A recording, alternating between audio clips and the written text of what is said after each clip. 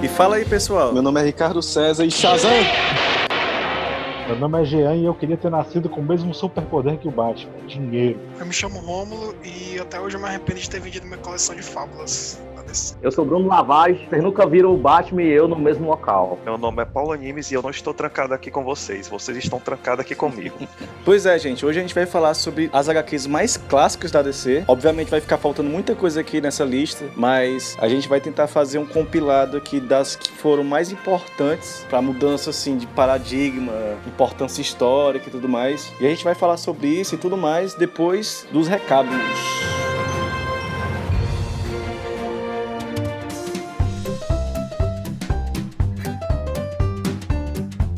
E pro pessoal que participou do nosso último sorteio, que foi do quadro do Pantera Negra, que a gente fez em parceria com a Jornada Nerd Story, entra lá no nosso Instagram, o @osamigosimaginários do Dudu, e confere lá porque saiu nesse exato momento o resultado desse sorteio. Então, cruza os dedos aí. Mas se você não ganhou, pode ficar tranquilo que a gente vai sempre estar sorteando alguma outra coisa por lá no nosso Instagram. E também não esquece de ficar atento às nossas redes sociais para vocês estarem antenados sobre qualquer outra promoção ou sorteio que tiver por lá. A gente tá no Facebook, tá no Instagram. Além de compartilhar com seus amigos os episódios do nosso podcast, entra lá nas nossas redes sociais, dá um like, dá um comentário, entra no nosso YouTube, se inscreve no nosso canal. E pessoal, lembrando também que na nossa página do Apoia-se, o apoia.se/Duducast, você vai poder estar ajudando a gente com alguma quantia, de uma ajuda de comprar equipamento, de fazer impulsionamento nas publicações, pra gente poder difundir mais o podcast. É de muita importância mesmo vocês estarem ajudando a gente nesse momento, pra gente poder expandir mais o nosso projeto. Então, o pessoal que já tá apoiando, eu quero agradecer, e pra quem não apoia ainda, o link vai estar no post, e se você quiser e puder ajudar, a gente agradece. E pra quem já tá acompanhando o podcast, sabe que a gente fala muito sobre o Seu Encrenca, o Augusto Bonequeiro, e a gente teve o prazer de receber uma mensagem do próprio Augusto Bonequeiro pro pessoal aqui do podcast. Então, vou deixar vocês aí com a mensagem.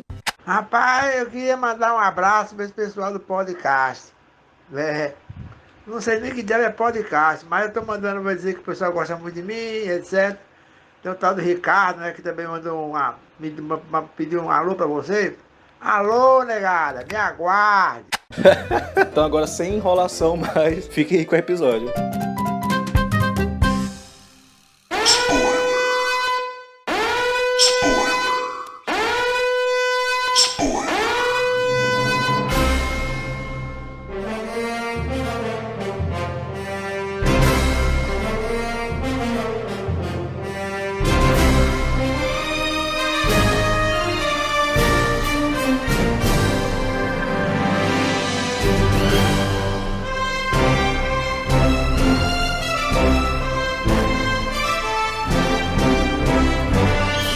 Vamos falar primeiro de qual? Começa logo chutando a porta. O Watchmen mesmo? Primeiro, Sim. né? Todo mundo já leu o Watchmen, né? Então assistiu o filme. Eu não, mano.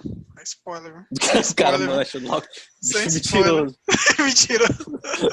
Eu não li todo, mas vi o filme. Li ela na gringa, mas não. Mas pelo que eu vi, tem muita coisa. No começo é frame a frame. Antes, né, do Watchmen, tinha muito essa parada dos HQs não serem tão pesadas, não abordarem temas tão, vamos dizer assim, da atualidade. E o Watchmen, ele foi meio que esse divisor de águas. Tanto que o pessoal fala que o ano realmente da mudança do paradigma, né, de como você consumia esse conteúdo, foi em 86, né, que saiu o Cavaleiro das Trevas e saiu o Watchmen também. O Alan Moore tinha reformulado o Monstro do Pântano. Os quadrinhos começaram a ter a classificação indicativa justamente por causa das histórias do Alan Moore. Exatamente. Porque no Monstro do Pântano tinha cena de estupro e necrofilia no mesmo capítulo.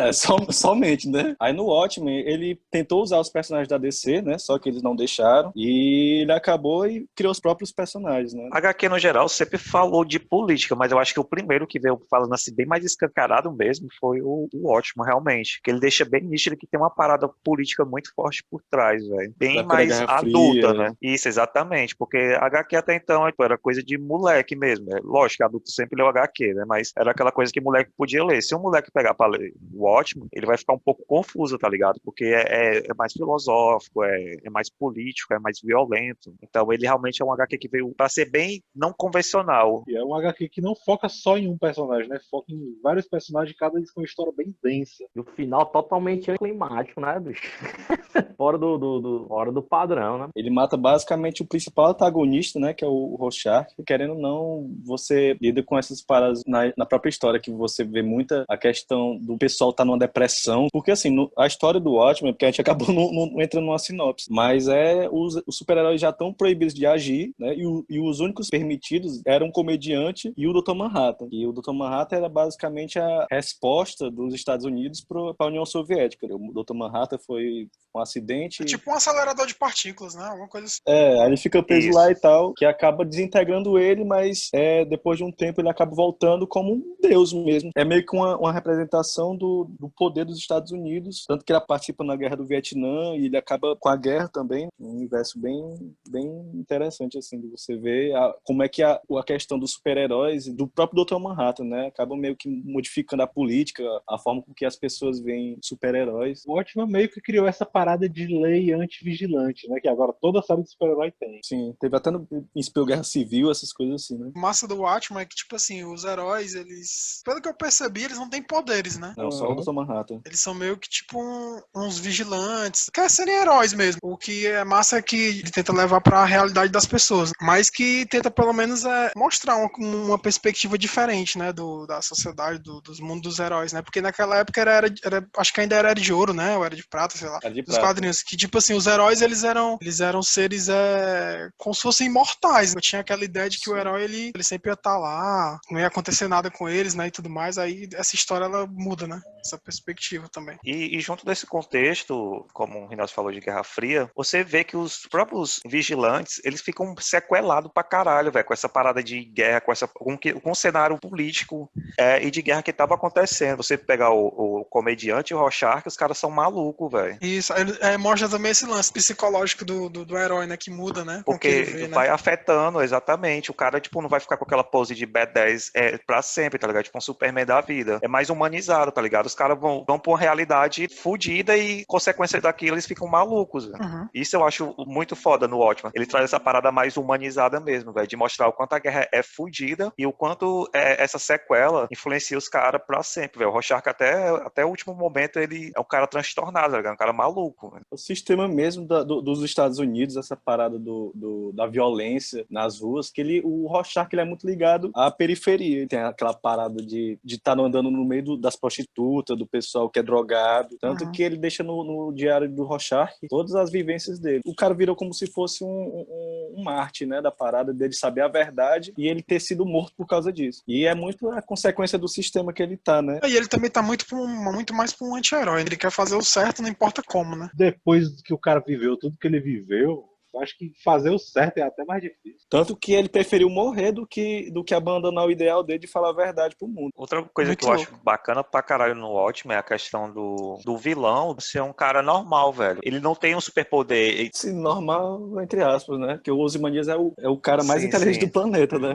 Tipo, mas Lutou da vida, assim, né? eu digo normal entre aspas, tá ligado? Porque tu vê, tipo, de um lado tu tem o Dr. Manhattan, que é o bagulho mais overpower Uma possível entidade. que existe, um deus, exatamente, contra um humano. Porque ele descobre a principal fraqueza do Dr. Manhattan, né? Que é os Tachyons. Que ele impede do Dr. Manhattan ver o futuro, né? Porque esse é um dos poderes do Manhattan, né? Ele tem noção totalmente do passado e do futuro dele, né? É onisciente. Né? É onisciente da realidade dele, né? O Ozymandias, ele acaba descobrindo essa fraqueza e usa isso aí pra poder tentar subjugar o Dr. Manhattan no final, mas aí é mesmo que nada. O que é uma sacada genial, velho, porque se tu colocar um vilão contra o Dr. Manhattan, e se for praticamente igual fazem na maioria dos quadrinhos, que é um que se equipara de poder, fica aquela coisa muito cósmica, tá ligado? Dois seres onipotentes lutando um contra o outro, tá ligado? Fica uma coisa muito megalomaníaca. Então tu colocar um humano, porém um cara muito inteligente, isso eu acho mais foda do que se colocasse outro Dr. Manhattan só mudando a cor. Igual fazer com outros heróis, tipo o Superman. Igual o Shazam, tá ligado? Então isso é muito genial, essa sacada do Watchmen. Até onde uma luta entre dois Dr. Manhattan ia levar? Oxe, mas pelo que percebi, ele podia botar a forma que ele queria, né? Podia ter o controle total sobre a matéria do corpo dele, né? Nem o que ele queria, um cara azul do pombão. Mas a melhor coisa é o Dr. Manhattan de calcinha. Né?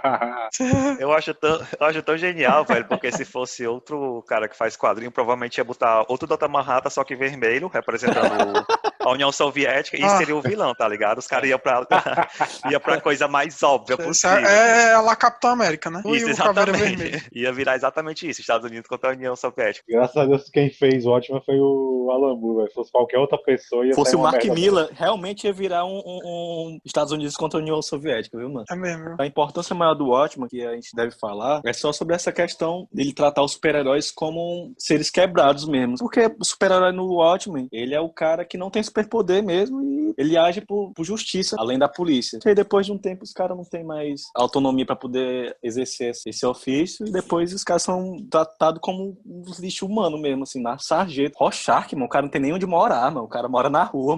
É foda, mano. É foda, mano. O cara só come quando ele vai na casa dos outros. Aquela cena dele comendo feijão, velho, latado, o bagulho mais horrível do mundo. Esse mundo falido mesmo, até o Coruja, o cara vive uma vida de merda. Ele passava o dia todo bebendo com o antigo Coruja. Ele ia na casa do cara pra ficar bebendo cerveja de noite e relembrar os velhos tempos. Mas a vida do cara é só isso, mano. Botei o Batman aí de 150 quilos só de músculo. Cara, todo quadro parece um armário. Parece um personagem de Jojo, velho, deformado. E Batoré, né? O cara todo inchado, mano. Frank Miller, ele tem uma arte peculiar, tá ligado? O cara tem músculo onde não existe e o cara aparentemente mede 1,30 m, mano. Tanto que ele consegue se acocar, né, velho, com esse tanto de músculo. Mas o que eu acho mais massa desse Batman é porque ele começa a história de bigode. Não tem coisa mais anos 80 do que isso. Músculo e bigode é realmente anos 80, velho. O cara começa numa corrida de Fórmula 1, não faz nem sentido, mano. Pior que ele sofre um acidente, sai vivo, mano. Só Deus sabe mesmo, é só porque é o Batman mesmo. O cara sai de pau a pau com o Super-Homem, mano. Esse acidente é nada, mano. A situação do Cavaleiro das Trevas é parecida com a do Watchmen. O Batman, ele tá aposentado. O único herói, assim, que é conhecido mesmo é o Super-Homem, né? E ele é tipo como se fosse uma arma secreta, né? Um negócio assim, né? O que segue mesmo é como se fosse uma gangue que aparece, nova. Querem ser tipo como se fosse o Batman, né? Os caras são meio mutantes, assim. Tem umas... Pelo menos o líder, né? É o líder que é um cara meio mutante. Sim, que ele na luta verdade, com eles Batman, são todos. né? Acho que eles são todos mutantes, né? É uma gangue normal, os caras não são misturados com nada, não. É só porque a aparência deles na HQ, os caras parecem uns monstros mesmo. Não, o líder eu sei, que ele é um cara diferente. Aí, tal, tipo mas... assim, o Batman, na HQ, ele é um cara meio traumatizado. A parada do Frank Miller, ele usa muito a TV como uma porta de quem tá lendo, ele identificar o que é que tá acontecendo naquele mundo. E o Batman, ele já tava aposentado, ele vê aquelas coisas, né, e fica, porra, macho, alguém tem que fazer alguma coisa, né, porque todos os super-heróis estavam aposentados, ele vê aquela onda de violência que essa gangue tava fazendo, né, e ele se sente na obrigação de voltar. Acho que ele passa mais de 30 anos parado, ou é 20 por aí, eu não lembro. E o que eu acho mais interessante do Cavaleiro das Trevas é porque o Robin é uma mulher. Ela é salva pelo Batman. Eu lembro que o Batman salva essa menina, né? Então vão tentar estuprar ela, né? Algo assim. Não sei se ele leva um pau do líder. E a dona salva, leva ele de volta pro veículo, né? Sim, exatamente. Isso aí mesmo. Eu achei muito massa essa parte, ó. Acaba vai querendo arrumar briga com leve, macho. Ele vai percebendo que no tempo passado, se tivesse no ar, não teria acontecido, né? O Batmóvel dele é Batmóvel uma porra. Tanquezão. A armadura que ele usa também, armaria, os 3 dedos só de chapa de aço. Eu acho que foi a roupa do Batman que eu achei mais foda, foi essa que ele usou no combate contra o Super-Homem, bicho. Nessa HQ fica meio claro que o Batman se sentia ameaçado pelo Super-Homem, né? É um ser de fora, de outro planeta, que veio e virou um símbolo de justiça nacional, né? Mas Talvez ele sempre teve, os protocolos contra todo mundo da Liga da Justiça, por exemplo. Ele sempre teve protocolo contra cada um, né? Sim. Extremamente desconfiado, né? Porque ele mesmo fala, cara, se um de nós se revoltar contra outros aqui, a gente tem que saber como é que vai poder lutar contra. Isso. Tem até uma animação, eu acho, com essa mesma premissa, né? Torre de Babel. E tem uma HQ também, né? Torre de Babel, é foda pra caralho. Que o vilão, ele consegue ter acesso a esses códigos tem um aí. protocolo Protocolos do contra Batman. todo mundo. É que a galera até fica se perguntando, meu irmão, por que a gente ficar junto numa instituição pra Liga da Justiça com um cara que não fia na gente? Foi depois disso que o Aquaman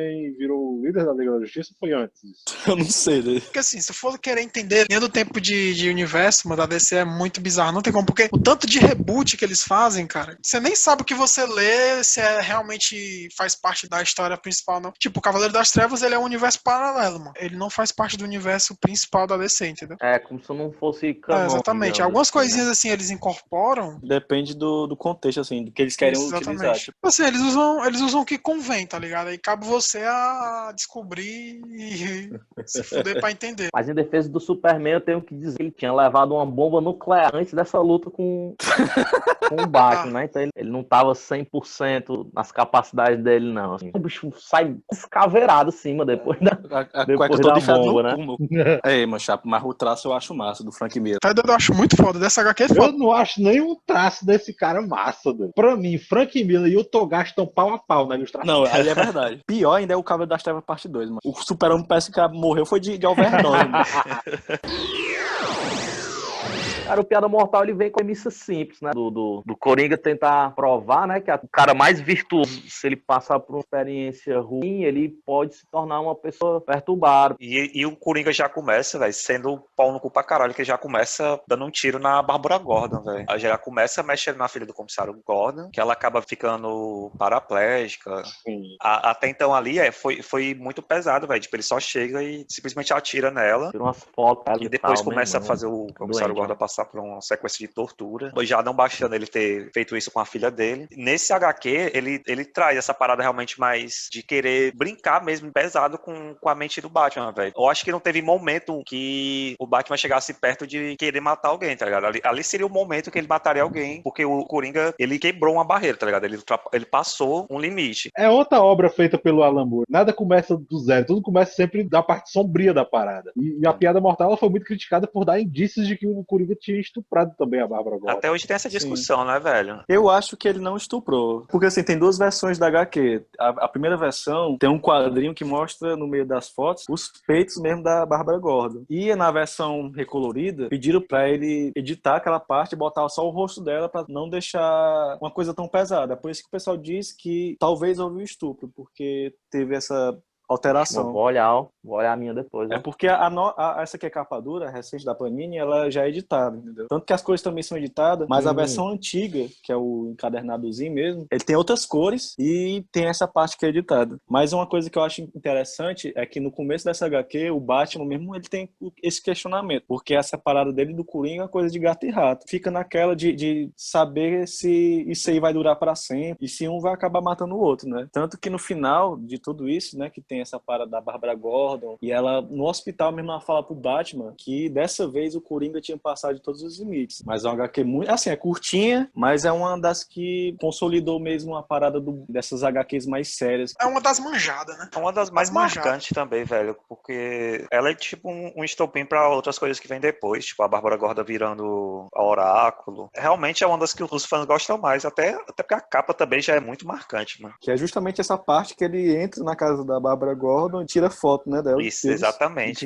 Dela. É marcante pra caralho, velho. Inclusive é uma das minhas capas de HQ favoritas. Mas o fato de terminar com os dois rindo, velho, isso é muito foda. Isso é muito foda. O Alan Moore foi muito assertivo nisso, velho. Como se o Batman tivesse como o Batman né? tivesse coringado, tá ligado? Ele já ficou loucão também, velho. Você vê o Batman rindo, é, tipo, mais difícil que ver comédia, acaba tá sendo ligado? uma grande vitória do Coringa, né? Acho que no final o Coringa venceu, velho. E o comissário não quebrou. Ele não se rendeu à loucura. Né? O Batman já é meio louco. Então, tipo, era mais fácil pro Coringa fazer ele ficar louco do que o comissário Gordon. Um cara que sai de noite, vestido de morcego, um cara desse não tem um juízo bom não, filho.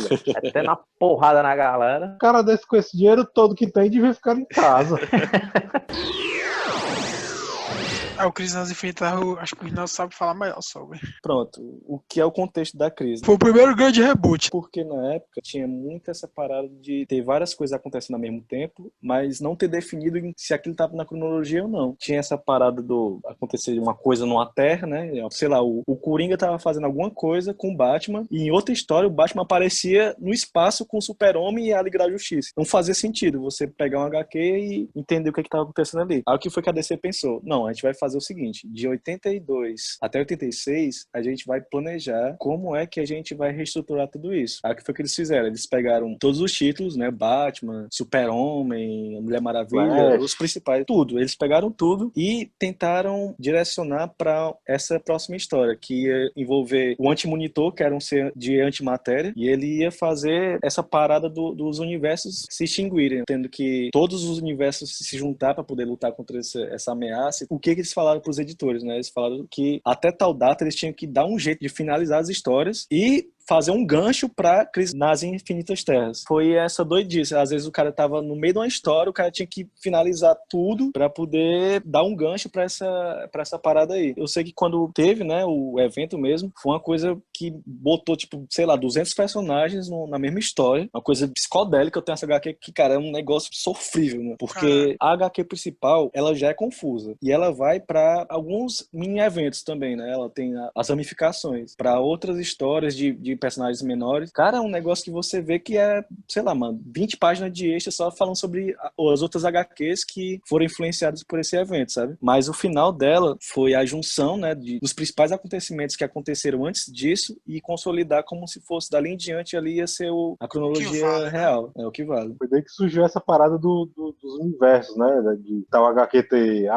Esse HQ se passa no universo 33. Antes já existia porque o Flash, ele já se encontrou com o primeiro Flash, né? O Barry Allen já se encontrou com o Jay Garrick. Mas de realmente você pegar tudo que tinha sido escrito e tentar resolver o que é aquilo ali, né? Pra saber o que é que vai... Porque tava essa putaria, né? E eles queriam não deixar confuso pros novos leitores, né? Tanto que depois disso aí, resetou todos os números. Ficou a partir de 1 mesmo, normal. Tanto que o Batman 1 é o número 1 do Batman mesmo, desse novo universo. E depois dessa crise, aí tornou comum essas outras crises que teve depois. Crise infinita, crise de identidade, crise final. Também no universo da Marvel, que também chegou a ter coisas parecidas, né? Ele meio que foi uma forma de tentar reformular a parada editorial para poder organizar as histórias. Porque, assim, as HQs, elas não são que nem um mangá, né? Elas passam por diversos autores. Cada herói tem a época com o autor, né? Por exemplo, tu já leu aí o Superman do Grant Morrison? Ou seja, é o Superman daquela fase que aquele autor escreveu. Cada autor, ele vai ter sua licença poética. Aí nisso, as coisas elas ficam meio confusas, né? Eu acho que eles não têm essa sincronia com os outros autores. De vez em quando vai rolar isso, né? Tem esse lance reboot. Teve um grande reboot que foi recente, né? Que foi os Novos 52, né? Que era 52 HQs, né?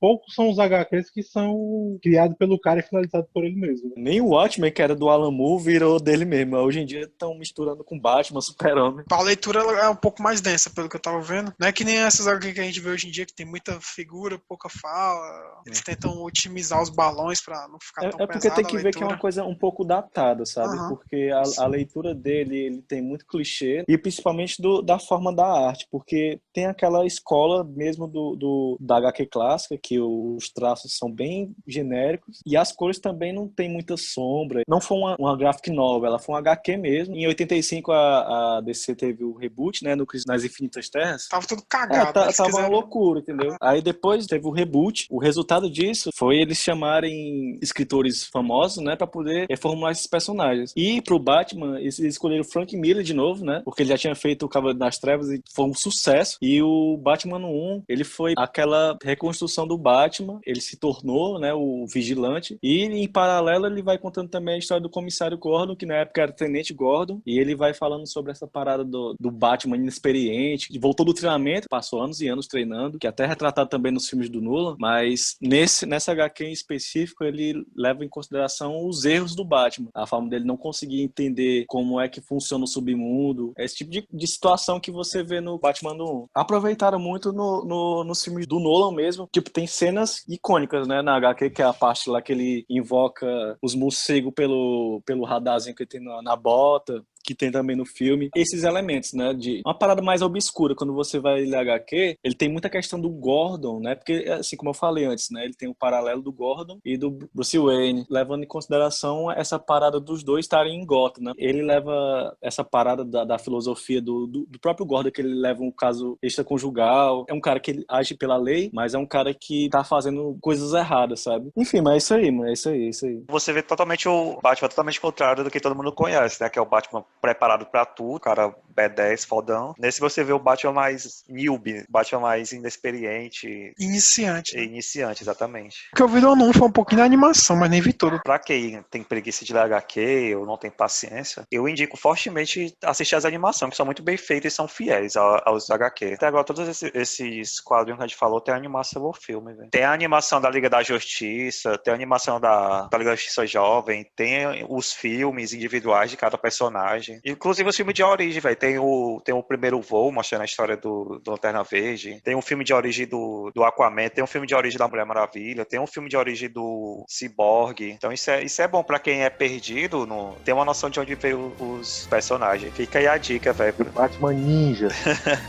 Pare, e animação tosca.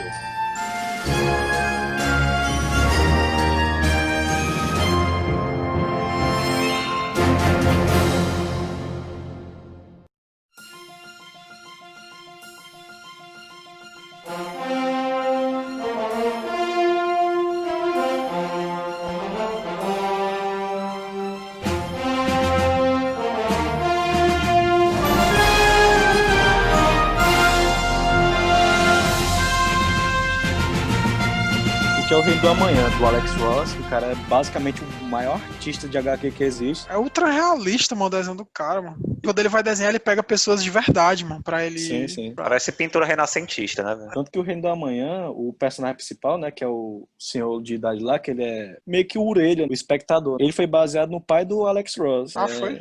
Pode crer. Tem a foto dele no final. Ele fica observando, né, as coisas e tal. Sim. É ele e o Spectre, que ficam dando uma olhada no mundo, né? Sim. Que é a história. A história é quase meio que o Cavaleiro das Trevas, né? Os heróis já estão aposentados e tem a questão dos novos heróis que eles estão agindo de uma forma, vamos dizer assim, mais radical, né? Eles chegam e matam os vilões. Eles não têm aquele freio moral que os super-heróis da Era de Ouro tinham. E o Super-Homem, ele já tá há mais de 10 anos parado, ele tá na fazenda dele. E a Mulher Maravilha chega pra poder falar com ele sobre essa parada, dessa juventude. E o Super-Homem, ele é coagido a voltar. E nisso acontece essa volta dos super-heróis clássicos, né? Tipo, todo mundo da Era de Ouro, os caras estão super overpowered. O Flash, ele já tá uma entidade mesmo. Ele não é mais o Flash que tá com a força de aceleração e tal. Cara, ele o traço do filme é muito foda, porque ele tá em várias dimensões ao mesmo tempo, assim, né? Como se tivesse borrado. Quem enxerga ele, enxerga só um borrão. Ele não é mais um ser humano, ele é uma entidade mesmo que se juntou com a energia. E você vê, é uma coisa muito bíblica. Tanto é a história que ela mescla com partes bíblicas, né, do Apocalipse. É tanto que o da HQ Kingdom Come, que é uma parte do Pai Nosso. No Reino da Manhã tem muitos personagens que eles são filhos, o descendente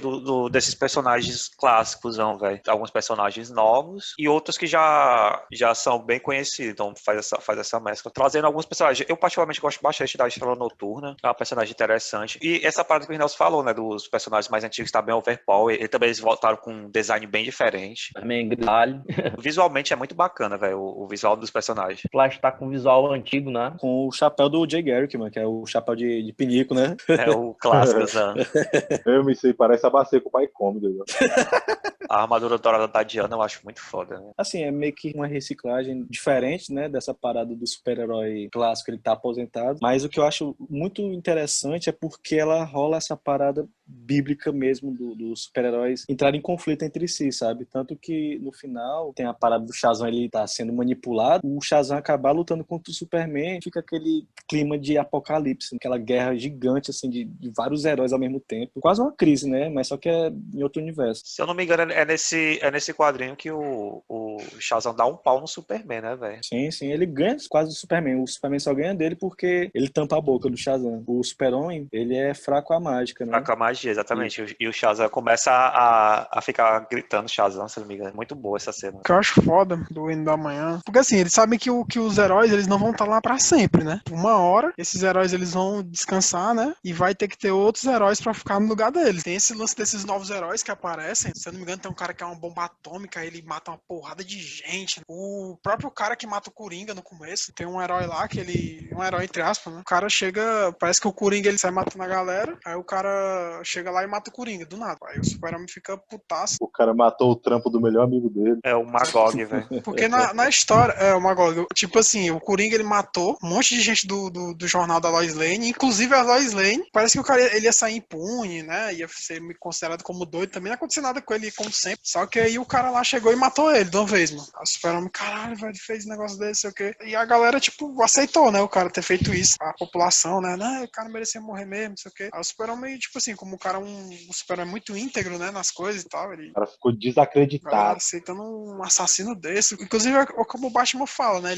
O Batman ele não mata ninguém, porque se ele matar alguém, ele vai se tornar igual ao inimigo dele, mano. Só que esses heróis novos não tem pudor nenhum, né, Eles mano? são mais Sabe? radicais, eles não pensam duas vezes igual os anteriores. Eles querem salvar o mundo, mas acabam causando mais caos, né, velho? A ilustração é linda, velho. Na recompensação é a pior roupa do Super-Homem. A arte é linda e foge muito do padrão de HQ, né, velho? Sai muito do arroz com feijão. Traço voltado pra realidade. Mostra que o corpo do cara não é aquele corpo trincadão, bobadão. Aham. É só o cara mesmo forte, né? Como se fosse uma Inchado. pessoa real mesmo, né? O Super-Homem é um sorvete de O cueca. traço do Alex Ross nos HQs da Marvel, o cara faz cada detalhe do traje do Capitão América. Os traços são muito, como eu falei, velho, lembra muito pintura renascentista. Cada página que você lê, você vai ficar pensando, caraca, mano, tanto de trabalho que esse cara teve pra desenhar isso aqui. Tem uma tela, uma capa de abertura de capítulo, que ele bota simplesmente quase todos os personagens da DC ali, cara. Isso. É bizarro, assim, que você Sim, vê assim, nos extras da HQ, você vê assim, tipo, tem uns 70, tá ligado? Ele e o Mark Waid, o cara foram atrás de todos os personagens, assim, que já apareceram em história pra poder botar ali, inserir. Essa ilustração Muito desses muito 70 heróis aí da DC do Alex Ross já tá no Louvre, cara. É lindo, mano. A arte é linda. O pessoal geralmente fala que ele não é um desenhista de HQ, Sim. ele é um pintor de HQ. Ele é mais, tipo assim, um cara que faz capa. Eu acho que ele seria um cara mais que se encaixa nisso. O Alex Ross, ele é muito bom, só que em algumas coisas assim, quando é questão de movimento, ele não tem muita, não vou dizer habilidade, porque a habilidade ele tem, ele só não tem essa fluidez como outros traços têm, sabe? É pintura mesmo. O traço dele não é feito pra HQ, né? Como se fosse um corte de filme, entendeu? Tipo, você fica tirando foto do filme e colocando como se fosse um HQ. Cara, eu vou falar da morte do Superman, que pra mim, eu acho que foi o primeiro evento que eu me lembro de HQ. E eu lembro de visto ela em 92, assim, foi a coisa mais próxima de eu ter chorado, porque era o meu personagem preferido. pode crer, mano. E eu vou ver ele levando uma sola, a HQ era linda. Ela tinha uma capa vazada, assim, e o símbolo ensanguentado e o punho do Apocalipse. E eu fiquei, puta que pariu, mano. Mataram o cara, doido. Esse HQ da morte do Super-Homem é o do Superman de mullet, com peito cabeludo. É. E usa metralhadora ainda, viu? Caralho. Desse naipe. A morte do Super-Homem, eu acho que pra quem leu depois, que nem eu, o Rinaldo também, né, lógico, não vai gostar tanto, talvez, mas como o Bruno falou, né, na época, acho que esse cara lê, ficou maluco, né, mano? Virou notícia de jornal isso aí, mano. Deu jornal nacional isso aí. Vocês falaram do frame com os personagens tudinho, a parte do funeral dele é foda, meu irmão. É todo mundo. Batman segurando uma das Sim, alças sim. no chão, meu irmão. A morte do Superman é tão impactante, tanto fora do quadrinho quanto dentro do quadrinho, né, velho? Foi um evento que realmente veio pra mudar totalmente. Até o Darkseid tá presente no funeral. Mas ninguém acreditou, né? A Lois Lane com ele nos braços, assim, meu irmão. Ferrou minha infância, velho. Tu é doido. Fiquei triste, ó. O pior disso tudo, essa HQ só surgiu porque o Superman não tava vendendo mais tanto. O pessoal já tava saturado mesmo das histórias do Tava mal Super-Homem. escrito mesmo na época. E né? acharam melhor botar esse vilão do nada, né, que é o Apocalipse, pra poder derrotar o Super-Homem e dar uma alavancada nas vendas, né? Fizeram com ele igual fizeram com o Michael Jackson. Não tava vendendo tanto, mataram o cara. Mas pra você que acompanha o podcast, sabe que ele está no Bom Jardim, né? Terreiro de Macumba em Fortaleza. Aí eu sei que essa parada do Super-Homem, ela deu esse mistério depois, né? O que é que ia acontecer, porque foi lançado 4 outras HQs, que era do O Aço, Steel. Superboy, o Último Filho de Krypton, Super Cyborg, e os 4 estavam saindo como se fosse Superman. E estavam saindo histórias deles agindo como se fosse Superman. Tem até um game, mano, do Super Nintendo. Morte do Super-Homem, que você vai enfrentando esses bichos ao longo das fases e tal. Com essa galera aí. Tipo assim, eu li, eu nem lembro, ó, foi tão Horrível. paia que eu nem lembro. Que eu nem lembro, assim, tá ligado? Era- Das coisas, tá ligado? Foi triste daí. Porque é muito confuso, tá ligado? É muito confuso uma história. Eu acho que, tipo assim, eles tiveram a ideia de matar o Super-Homem, só que eles não sabiam o que fazer depois. Assim, pode ser que não seja isso, né? Mas deu essa sensação pra mim. Como o contexto da época, eu realmente admito que pode ter sido bastante, né? Porque os 4 estão dizendo que são o Super-Homem. Não, os 3, né? Porque o Aço, ele é um cara que foi salvo pelo Super-Homem e ele tava agindo em homenagem à memória do Super-Homem. O Steel que rendeu um filme todo, com Shaquille O'Neal, viu, Chapa? Diga-se de passagem. Tô ligado. Puta merda, né? Mas o que eu acho engraçado, né, mano, dessa fase é porque quando o Super-Homem volta, né, ele volta com aquela roupa preta, de mullet e com 2 metralhadoras. Muito louco. E ele não sabe que ele é o super-homem, né? Um negócio assim. Exatamente, Ele fica meio, porque ele caramba, passa o que tá acontecendo? 2 meses e pouco, mano, o cara é inconsciente, tá ligado? E quando o cara volta, ele não Não sabe é o que tá inconsciente, acontecendo. ele está no coma kryptoniano, entendeu?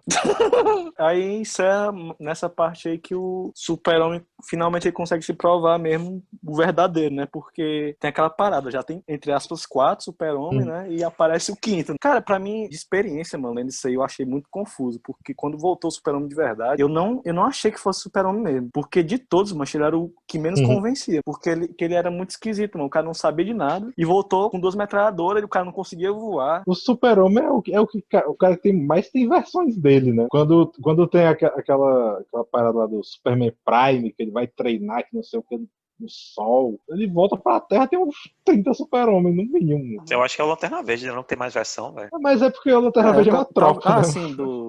Sim. O Lanterna Verde é uma posição, né, mano? Não é um cara, né? Então é como se fosse um É título, uma galera, né? mano. Você pode conferir ele pra mais sur, né? Não, mas Superman praticamente é um título também, pô. Assim como o Flash, tem vários, tá ligado? A DC realmente faz muito isso. Tem muito Super-Homem, bicho. É absurdo. Tem um Super-Homem da Terra 1, que é o cara que puxa um planeta com a corrente, tá ligado? 3 planetas de uma vez, nas costas. Já o Superman da Era de Ouro, né? Tá falando? Ele roda o planeta, aí volta no tempo. Eu odeio isso, velho. Eu acho bizarro, mano. Até que pariu. A Era de Ouro é zoada demais, velho. Mas essa parada do cara puxar 4, 5 planetas, mano, com a Respeite a corrente, velho. corrente. O Superman da Era de Ouro merece respeito. Cara, Deus, quer saber onde foi que ele comprou essa corrente, mano, pra puxar o planeta. E foi que ele comprou essa corrente pra eu prender minha bicicleta. Vai botar no meu sítio de castidade, né? Não, é?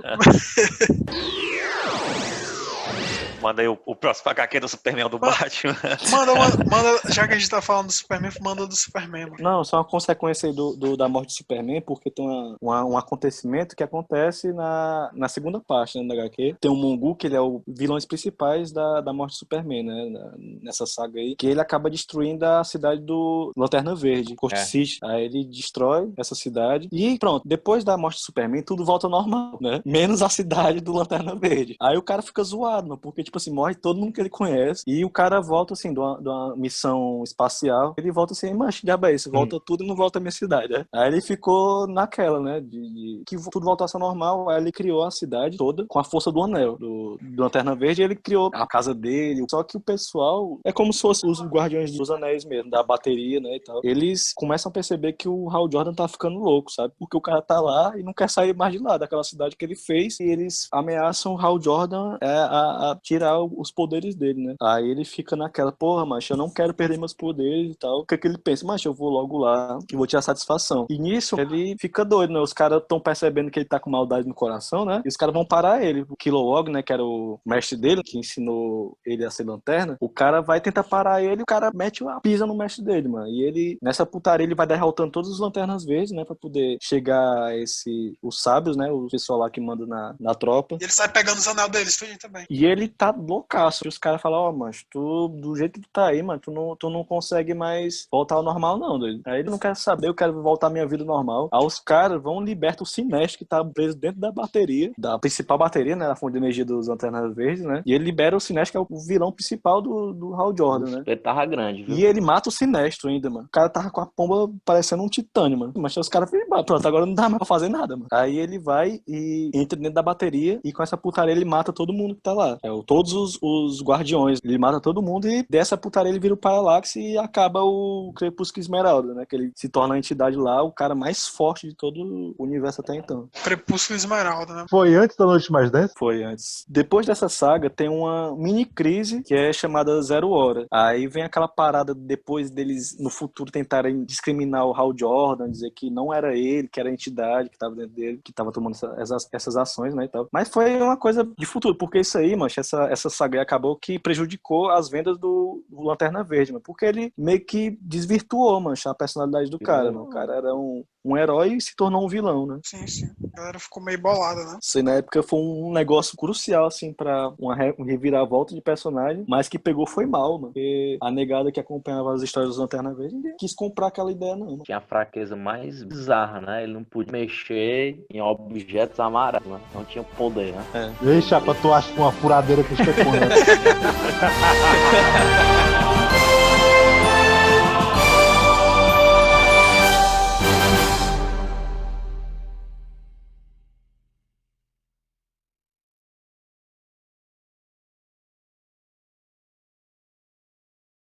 Eu sei qual é. Tô... Vai, Ron. Dragon Ball F. Não, fala tu aí, Bruno. Pra dar Eu dislexia. sou o Bruno Lavage e Pra vocês dar dislexia. nunca me viram. Oh, fuck. Porra! Eu sou o Bruno Lavage e vocês nunca viram o Batman e eu no mesmo local. Oh, fuck. O cara tá dislexo demais, doido. É. Enfim, Oh, a fuck. dizer